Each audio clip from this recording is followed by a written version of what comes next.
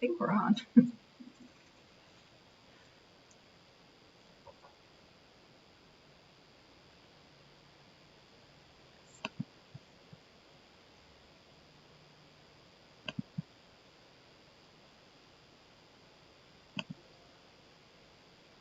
Okay, we're on. Hi, Jan. Hi, Amy. How are you? I'm good. How are you? Good. Hey, everybody. Welcome to Q Talk Live. I'm Amy. I almost said I'm Jan. I'm Amy. I'm Amy Schmidt, And I'm Jan Harris-Smith. and we're here at our studio, Salt City Smithery in Salt Lake City, and we are taking over Q Talk Live today. This is week 90 of Q Talk Live. We're streaming on YouTube, Q Talk, and Facebook and Twitch. And hopefully you're seeing us. And hearing us. Yeah, so if anybody's out there and you want to send us a comment and let us know that you can see us and hear us, that would be great. So we're going to introduce you to our studio and talk a little bit about ourselves and what we do here at Salt City Smithery. My name's Amy, and I have been teaching since 2012. I started teaching with the University of Utah Lifelong Learning Continuing Ed program in 2012, opened my first studio in 2013, and Jan and I just made this a joint venture earlier this year in the spring. We're still getting things together, but we are up and running with classes. So, Jan, do you want to talk about when you started teaching, how you started teaching? I started with silversmithing 40 years ago. In college, I was a watercolor fine arts major, and I took a metalsmithing class as a elective. And that was it for watercolor. I was totally addicted to metalsmithing, and so I did it as a hobby and sometimes as a business until I retired from real life, and then I became a full-time art jewelry instructor and maker. And I've been teaching silversmithing since 2016, and the only reason I didn't teach it before that was that I love silversmithing the most, and I didn't want to get tired of it or make it feel like a grind, and I kind of felt if I taught it all the time, it would be like that. But it turned out it wasn't. I have a real passion for teaching silversmithing, and so it's been a lot of fun this last 5 years. That's good. How did you get into silversmithing? I was going to school to become a teacher for the deaf back in New Jersey, and which obviously I never ended up doing. But they had an elective of jewelry fabrication, and I took that class, and the class I think was like at 5 o'clock at night, and I had an earlier class in the morning, and so and the teacher allowed us to come in and use the studio. So as soon as I would just rock it from my first class to the studio and just work there all day, fell in love with it, and that's when it hit me that this is what I really want to do. I've worked my whole career in the fashion industry with soft fabrics and fitting garments to the body. And when I started working with metal, always in my head thinking that it was this hard, resistant material. And then when I started working with it and realizing it's malleable and you can shape it and fit it to the body and make it do what you want it to do, I was like, all right, this is it. And so it's been an obsession and a passion ever since then. And living in New Jersey, working in New York City for a long, long time. It was easy to just find a class, a weekend class, whenever I wanted to take a metalsmithing class. And when I moved to Utah 15 years ago, there wasn't a dedicated place to take jewelry making classes. And so it was always a passion and a dream of mine to open a studio, and so I did in 2013, and have been teaching since then. Awesome. Yeah. And I love it, and I love teaching. I love seeing, my favorite thing about teaching is seeing when a student has that aha moment, and when they realize that, hey, I am creative. Sometimes it takes a little pushing. Oftentimes when we get those students who say, when we do our introductions around the room on the first night or the first day, and the students say, oh, I didn't want to take this, but my best friend dragged me along because she didn't want to come alone. Well, the one who didn't want to come is the one who usually ends up with the best projects at the end, because they come in with no expectations, and then they realize, hey, I can do this, and that's so fun as a teacher to see. Yeah. So Jan and I met, I don't remember when it was, 4 or 5 years ago. Somewhere around there. Yeah. Jan was, do you want to talk a little bit about your position at Pioneer Craft House? I also teach for lifelong learning, but I was the lead instructor for a small craft school here called Pioneer Craft House, and it had been here since the early 40s, and it was a wonderful little place that had a lot of history. And as I grew into their curriculum there, I had Amy come over and teach for us, and another jeweler, and we had an amazing program going.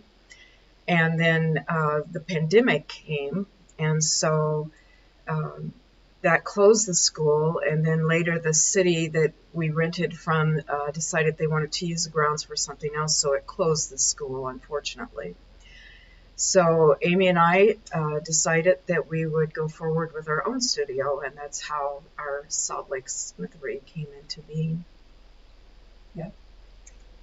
And so Jan built a really strong community at Pioneer Craft House, and I have a community from my studio experience, and we're combining that, and it's really our hope and dream that we will just continue to build this strong, really comfortable and welcoming and safe place of a community here in Salt Lake City. We've both had experience with having visiting instructors at Pioneer Craft House and at my studio previously. We had Richard Sally at Pioneer Craft House, and I had Jessica Jordan Coate, who is Rosie Revolver, at my studio 4 years ago, I think. And so we want to continue to do that, have visiting instructors, and welcome people from all over to come in and take those classes. Salt Lake City is really a cool place to visit. It's a beautiful place. And it is quite a creative city. It's a very creative city, and with a lot of outdoor opportunities. It's a good mix of things to do as a vacation, and it's been wonderful living here. I'm from the Pacific Northwest, and so I was worried when I came here that it would be so different, that I would miss home, but other than the beach, I have settled in here and been able to continue to hike and enjoy myself, and then the art opportunities have been amazing. Yeah, they have been. And the community, not just jewelers, but the artist community in general, is really, it's really a nice space to be in. We both have, well, Jan is involved in the Glass Guild as well, but we both have friends and acquaintances and peers in other mediums here in Salt Lake City, and it's kind of it's really a nice environment because it's not a huge city. Coming from New York City, it's like you can't. It's too hard to get in. It's not that it's so hard, but it's just hard to meet so many people that are connected. Even from Portland, it's quite a change. Yeah, and so it's nice because it's a really comfortable size here, and it allows for making those connections. I'm sorry, I keep looking down. I'm trying to make sure that we are actually streaming, and I'm not sure that we are. So it says here Q Talk is live now, week 90. I'm not really sure. Yeah. Okay. Oh. Okay, we do have a couple of comments. Okay, now I see where to find them. Sorry, thanks for your patience. Hi, Linda. Hi, Gail. Hi, Gail. How are you? So, what else? Oh, before we forget, we do want to mention we are taking over Q's Q Talk Live, so we should kind of mention what she's got going on. Mm-hmm. The next Q Talk Live will be on Monday. Q will be back live. She is taking a little breather, finally. I hope she's not working every minute that she's on her trip.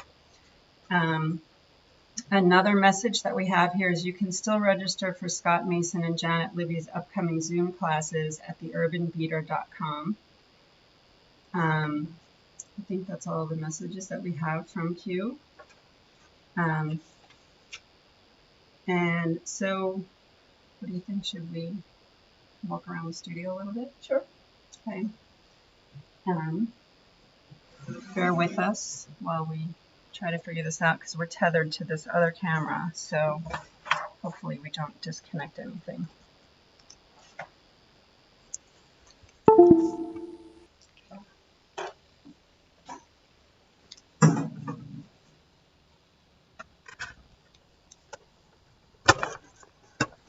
Sorry for this clumsiness. I'm just gonna.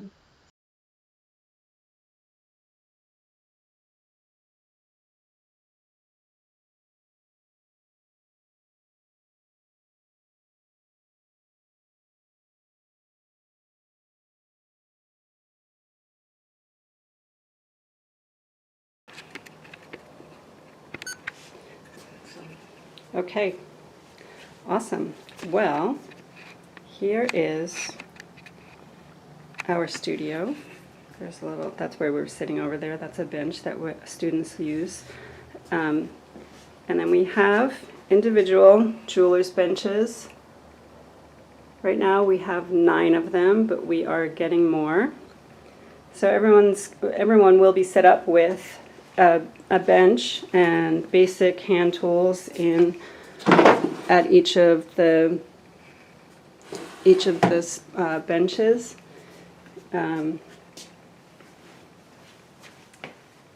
We have over here, we're just going to try to gingerly move this so we don't disconnect.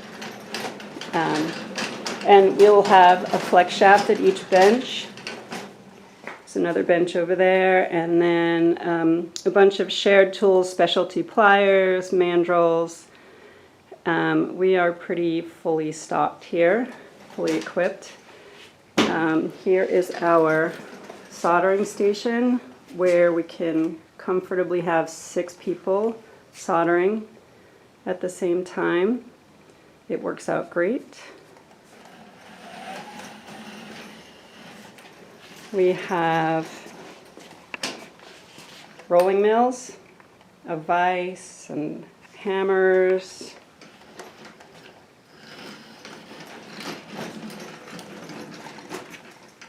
I'm sorry if I'm going too fast on this too. I don't want to make anybody dizzy. Over here we have stamps,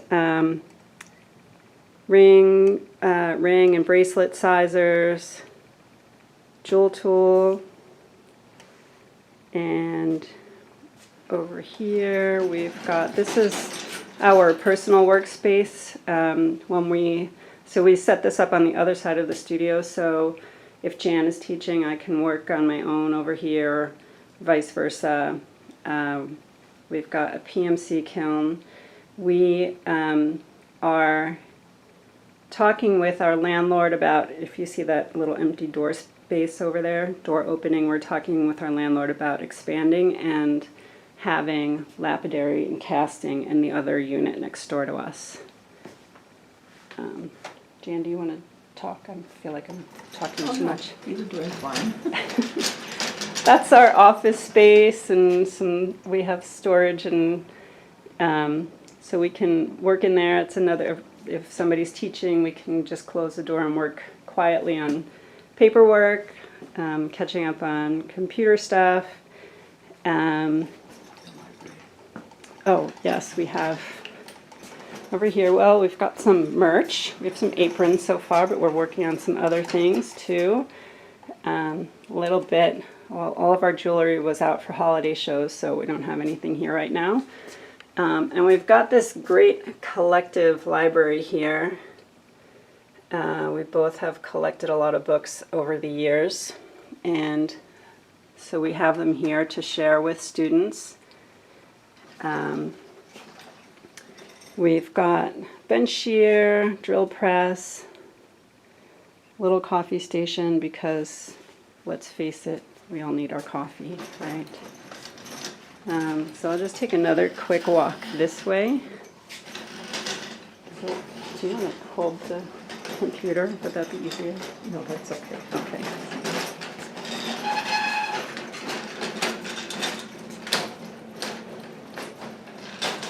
So back in here, there's more. We've got like every edition of Art Jewelry magazine, which sadly stopped a few years ago.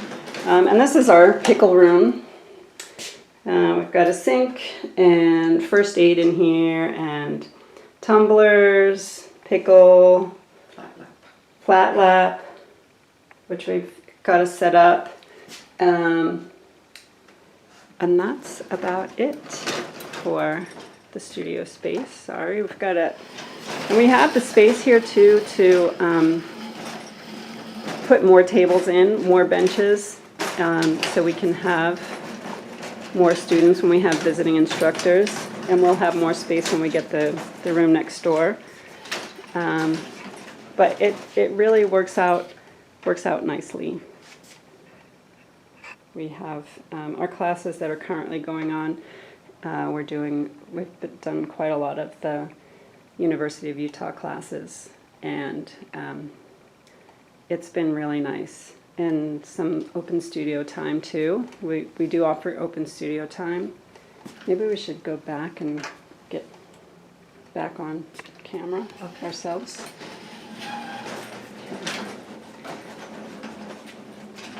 Thanks for following us around, and if you'll just be patient for one more minute, I'll turn off this camera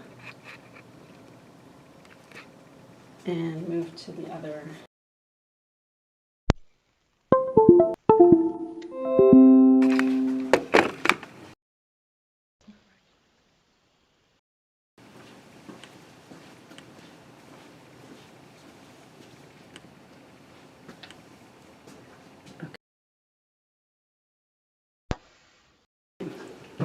We're back again.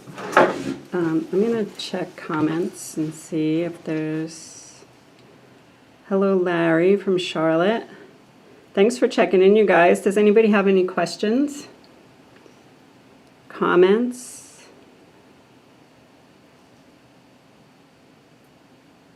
Oh, look, it does captioning. Didn't know that. That's awesome. Our website is still under construction right now, but every week we add more and more to it. So www.saltcitysmithery.com, and it will be listing all of the guest instructors and the classes that are coming up for teaching. Yes, I almost forgot about how to get in touch with us. It's a good thing you remember that. Yeah, so our website, it will be going live soon, hopefully. We also have an Instagram, Salt City Smithery, at Salt City Smithery. You can check in with us there. We'll post classes and events going on there as well. Oh, and also we have the Metal Arts Guild We do. of Utah. Jan founded that several years ago, and that's another place where we build on this community. And we've had we kind of got interrupted, of course, by COVID, but we were having some good guest speakers and demonstrations, Yes. and so that's a nice place for us to just gather. We're not necessarily working, but it's more of a social and networking and community building environment. It's a nurturing environment that we designed so there would be all levels of jewelers in the guild, so that the older and more experienced guild members can be there to mentor the newer members and give them advice, not just on jewelry, but on business. And it's wonderful to be able to have that kind of support. It is. What else do we? So we each have our own Instagram handles as well. Mm-hmm. Jan is at Jan Harris. At Jan Harris Smith Studio on Instagram, and I am Jan Harris Smith on Facebook. And most everything is on my Facebook main page. I don't get to my business page there very often, but you're certainly welcome to friend me and watch that. Yep. And I am at the Silversmith, and it's SCHMIDT. Excuse me. On Instagram at the Silversmith, and the Silversmith on Facebook. And again, I don't get on Facebook or on the business part of it. There's too many things. I need to make jewelry and come up with classes, and can't spend that much time on Facebook. And my daughter, bless her heart, set up a little de-stash sale for me on my Instagram last night. So you can check that out. It's in my stories at the Silversmith. And so we will cross-post when post on our personal business Instagrams and Facebook and on the website, Mm-hmm. and on the Salt City Smithery Instagram. We had a comment from Linda Lesher Gerhard. Great space. Thank you, Linda. Thank you very Come much. and visit us. Where are you, Linda? Where are you from? If you're still here. This is the first time I've ever done a live, so I'm so totally awkward. Thanks for bearing with me. I've always been on the other end of lives, and so I know a little bit about it, but only from that perspective, and then not from actually giving a Facebook Live. I was just looking at notes here. We can talk a little bit about the classes that we will offer. Okay.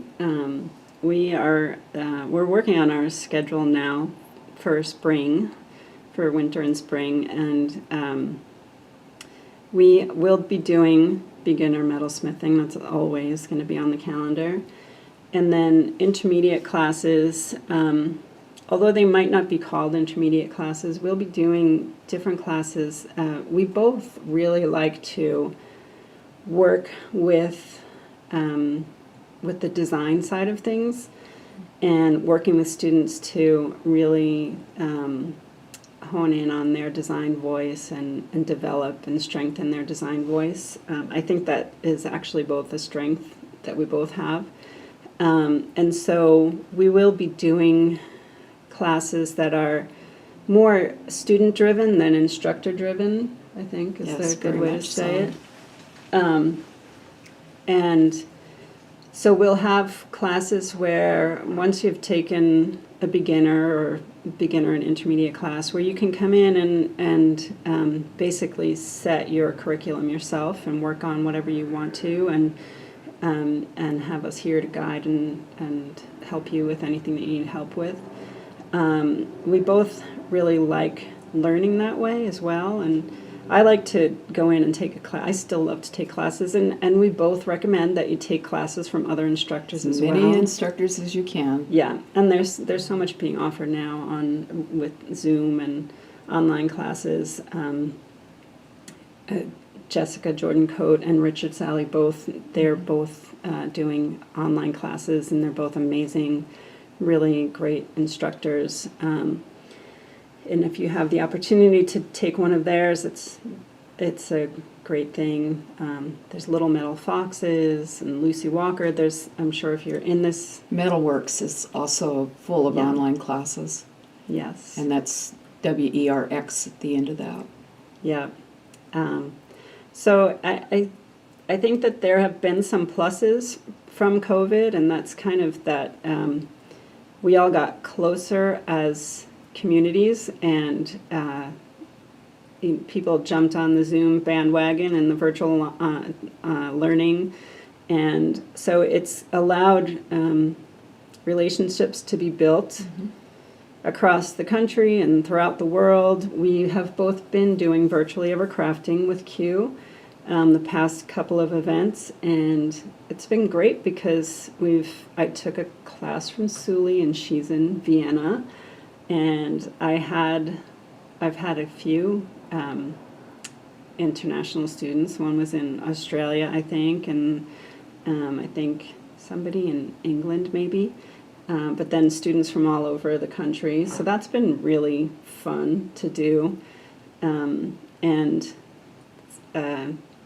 teaching those classes is great, but I love taking the classes too. So I'm like, hey, Q, tell me when so-and-so is going to be teaching so I don't overlap, so I can take their class. So it's really fun. It's a really fun environment. So that's virtuallyevercrafting.com, and the next event will be the end of April, beginning of May. I think it's like the 28th to the 1st, maybe April 28th to the 1st. I'm not sure on the dates, but it's on the website, virtuallyevercrafting.com. So join us there. We will probably both be teaching for that. And there's some really great offerings, everything from glass, beadwork, kumihimo, which I'm really not very familiar with, and then metalworking, cold metalworking, hot metalworking. So there are lots of classes that you can take that you don't actually need a whole studio set up for.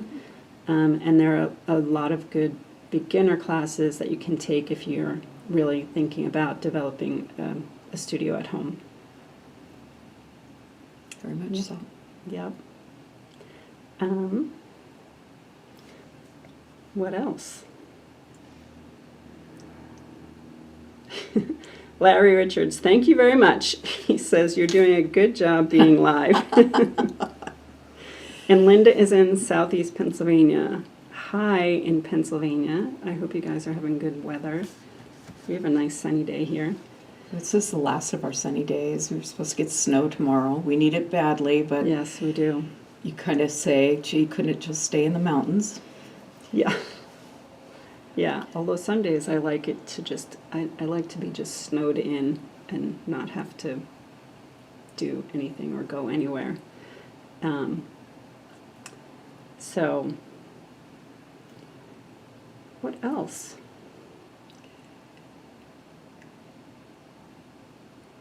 I had all kinds of ideas, and then I get on live, and they all go away.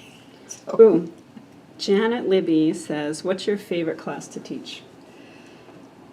I like beginning, and the reason for that is I'm taking people that have no knowledge of metal smithing and introducing them to a wonderful art. And they have no expectations, and they bring no expectations with them of how things should be or how they should go exactly. And so they're more open to trying different things. I do encourage all of my students to take classes from all different kinds of instructors and then just pick what works for them and to go forward with that. But just that brand new student that comes in that's never touched a torch and never touched any tools before, especially those that have never touched any kind of tools before, and showing them that they can do this new art is my favorite. That's great. My specialties are probably hollow form and piercing and layering metal on pieces. Yeah, Jan does some amazing piercing. I would say my favorite thing to teach is probably intermediate classes. I love to, like I was mentioning before, the classes where students come in and it's kind of, I don't want to say a free-for-all, but more student-driven. I love doing a design challenge where students are brave enough to sign up without knowing what the project's going to be, and just getting a kit on the first day and just going to town with designing and figuring out how can I use all the pieces in this kit. What usually it's going to be a kit, and then the students can bring one item to add onto it. And it can be a stone or a found object or a piece of paper, a note from their grandma or something that they want to include in this piece of jewelry or small object, and then just go to town. And it's so amazing to watch the ideas come and to brainstorm, and then to watch students helping each other and brainstorming with each other. And to me, that's so exciting and fun. And I just love that. And then to have, the round table at the end of class to explore and see what everybody has been working on, and sometimes the surprise on faces when they just think, this is not what I expected at all, or it didn't turn out the way I was thinking that it would, but I love it the way it is. And lots of happy accidents. Mm-hmm. I love happy accidents too because it really it really challenges the students and the instructors, and it really helps to expand your skill sets and your knowledge, and it's always good to challenge yourself. So I agree with that. Yeah, that's a great question. Larry Richards says, any recommendations for people who just enjoy making jewelry other than trying to sell it? I think that's great to just make jewelry for the fun of it. Just for the fun of it, yes. And you don't have to sell it. You can give it to your friends as gifts or relatives. And sometimes it's fun to just make a piece for yourself that is very complicated, just to prove to yourself that you're able to do that with the skills that you have.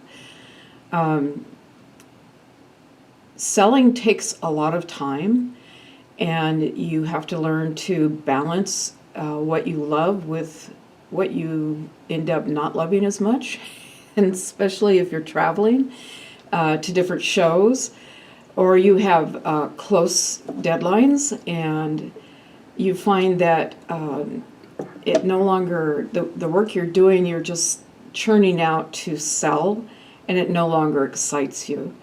So that's when I got into teaching. It was when I just really didn't want to sell, but silver was really expensive, so there had to be a way to go ahead and make money without having to do big shows. And teaching is a lot of fun. Yeah. I think too what Jan was saying about challenging yourself to learn new skills. Larry, I think that there are so many, especially on social media now, there's always like hashtag some kind of challenge, 30 days of rings or something like that. So if you're doing it and you want to, if you've gifted everything that you can gift, or you just want to do it just to have fun, there are so many different challenges. You can put together a kit, or you can call us and say, hey, put together a kit for me and send it to me, and we'll do a challenge. We'd love to do that. Mm-hmm. We'd love to actually do a challenge with, and not for any, you know, who's going to win, or it's just for you to challenge yourselves. Yes. But we'd love to put together a kit and have this Q Talk community do a challenge. We should set that up. We're going to set that up, and we're going to put it on Instagram in the next week. Let's sounds challenge good. ourselves I to love have a it. post up in the next week. Yeah, we're going to do that. And another thought that came when Jan was talking was that a lot of our lifelong learning at the University of Utah's continuing ed program, that's such a long title, but it's University of Utah, and so we do get a lot of students who come from the U, and we get a lot of medical people because the U is a teaching hospital, and so they find out about all of the continuing ed classes, and we get so many doctors and nurses and just people from the hospital who come in just to get the stress release here. And it really is, but working with your hands, for me, if I couldn't work with my hands, I don't think I could live. And I think that they are under such stressful jobs during the day. They're saving people's lives, or, you know, whatever it is. And even if it's not saving somebody's life, I mean, I worked in the fashion industry, and that was not doing anything for anybody. And it was so beyond stressful. And that's why I fell into metalsmithing, I think. It was because it is physical. I mean, take a forged bracelet class, and you are gonna. It's like 3 sessions of therapy and packed into one class, because you just get it all out. It's physical. You're working with heat, and the heat kind of like, I feel like it brings the toxins out of my skin, and then pounding on the metal is just, it's a great stress relief. The other thing is that it's very meditative, so when you're sawing or you're concentrating, everything else is gone out of your mind except what you're doing in the moment. Mm-hmm. And so very Zen-like, I guess. And it relieves stress, and it relieves anxiety and depression, so it's all good for you. Yep, it is. Art is good for the soul, for sure. Janet says that would be fun, and I'm thinking that you're referring to the design challenge. Okay, Janet, we're signing you up. You're the first one. And Larry says, thank you for your answers to my question. I will take you up on the challenge idea. Awesome. You're second on the list. This is getting exciting. And Linda says, happy accidents make for unique pieces. That is so true. It's so true. We should put together a book of happy accidents. Yes. Happy jewelry accidents. I do. I love to take pictures of students' work, and I have my own little album of student work, and a lot of it's happy accidents. And that's another thing that's so fun about teaching, is watching students problem solve and come up with a solution to or the even accidents that when they happen. make a mistake and they think they've ruined a piece, and you show them a technique and turn it around, and they have an even better piece. So yeah, that's really fun. And Linda, me too, sign me up. Yay. All right, you guys, tell your friends. It's awesome. We really appreciate you joining us. It's been really fun. Kind of wish that we could see you too. yes. Well, when we do our Zoom, or when we do our design challenge at the end, when we have all the submissions, we can do a big Zoom call and have everybody That would be fun. grab a cocktail and come for the design challenge party. Oh, I'm excited about this. Yes, I am too. We have to start thinking what we're going to put in this kit. It's going to be fun. So, any other questions? Let's see. I don't see any other questions yet. Can you think of anything else? I can't. No? I will about 5 seconds after this is Yeah, over. after we sign off, yeah. Probably 10 questions all at once, or things to talk about. I want to thank Q for allowing us to do this, inviting us to do this, and it's been really fun. I have to say I was a little nervous about the technology, but it seems like it's working. So, thanks for the little Zoom lesson on that, Q. And you're getting us out of our technology shells here. And yeah, it's been really fun working with Q, and looking forward to seeing you in April, I guess, in person. Hopefully things don't get canceled or anything like that. And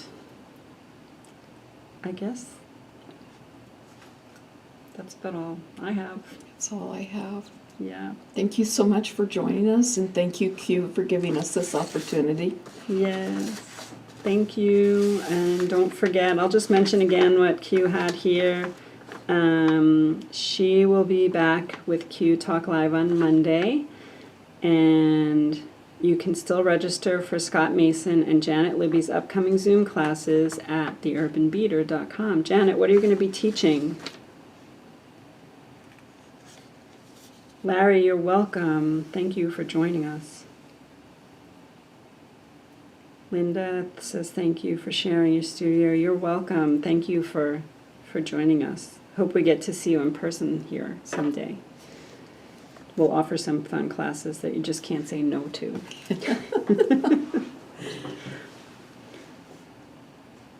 Okay.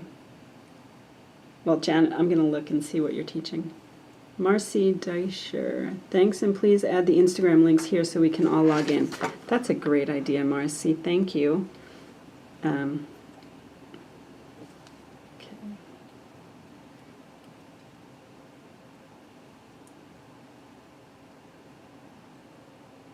Okay, here's at Salt City Smithery. Oh, Janet's going to be teaching fused Christmas ornaments. That sounds fun, you guys, if you're looking for something fun to do. And Linda says road trip. You got it. Chocolate, dark chocolate covered espresso beans, if you do that kind of thing. That way you can have the caffeine without having to make a million bathroom stops. Okay, so then at Jan Harris Smith Studio. That's Jan's. And then mine is at the Silversmith. And our website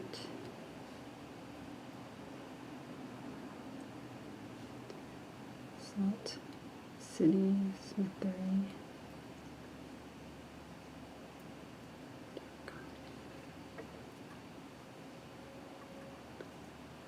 Okay. I think that's everything. And then Facebook, you can just look for Salt City Smithery or Jan Harris Smith or the Silversmith. And if you want to friend me personally, I'm Amy Natoli Schmidt. So it's coming up on there as Amy Natoli Schmidt. So if that's it for questions, thank you so much, guys. Thanks for tuning in with us. It was really fun. It was. Thank you. We might do this again. I'd love to. Awesome. Okay, guys.